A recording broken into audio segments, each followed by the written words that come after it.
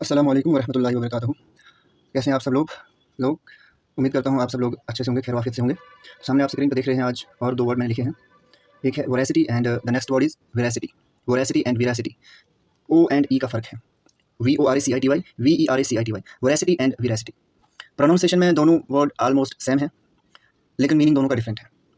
वोरेसिटी का मतलब होता है ग्रीड, मतलब लालच, the state of being very eager to have a lot of something.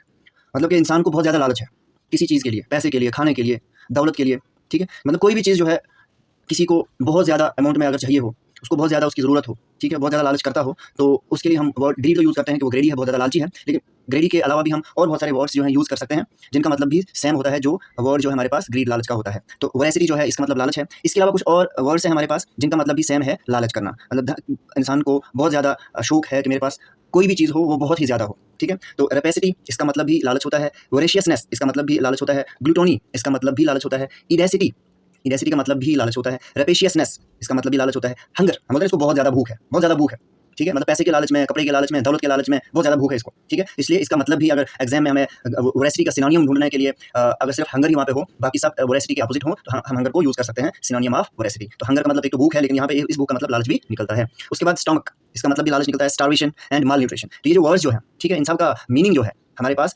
लालच भी हम इन वर्ड्स का मीनिंग जो है बोल सकते हैं, ठीक है? तो voracity that means greediness, the state of being very eager to have a lot of something, ठीक है? एंड इसी तरह से है वेरासिटी। वेरासिटी जो है ट्रूथफुलनेस, सच्चाई। ये ट्रूथफुलनेस जो है ये नाउन है, ठीक है? तो जो ये ट्रूथफुलनेस है ना, इसके कुछ वर्ड्स हैं जिनको हम डिफरेंट पार्ट ऑफ स्पीच में यूज़ करते हैं। जैसे ट्रूथ, इसका मतलब भी होता है सच्चाई, ये एज एन एब्स्ट्रैक्ट नाउन हम यूज़ करते हैं। उसके बाद है ट्रू, ट्रू का मतलब यही होता है सच, ठीक। तो ये एज एन एडजेक्टिव हम यूज़ करते हैं, ये ट्रू की ही फॉर्म है। और ट्रूली जो है एज एन एडवर्ब इसका यूज़ हम करते हैं। तो ये हमें पता होना चाहिए। Truth is an abstract noun, true is an adjective, truly is an adverb, truthfulness ये भी नाउन है। तो वेरासिटी का मतलब होता है सच्चाई, कन्फर्मिटी टू द फैक्ट्स, मतलब कुछ फैक्ट्स के बारे में सच्चाई होना, ठीक है? तो प्रीसीजन इसका मतलब यही होता है। फिडिलिटी का मतलब भी सच्चाई होता है। स्क्रप्लुनेस, ठीक है, स्क्रप्लसनेस इसका मतलब भी सच्चाई होता है। डिसेंसी इसका मतलब भी सच्चाई होता है। प्रोबिटी सच्चाई, विराटी सच्चाई, कैंडोर मतलब सच्चाई, गोस्पेल इसका मतलब भी सच्चाई।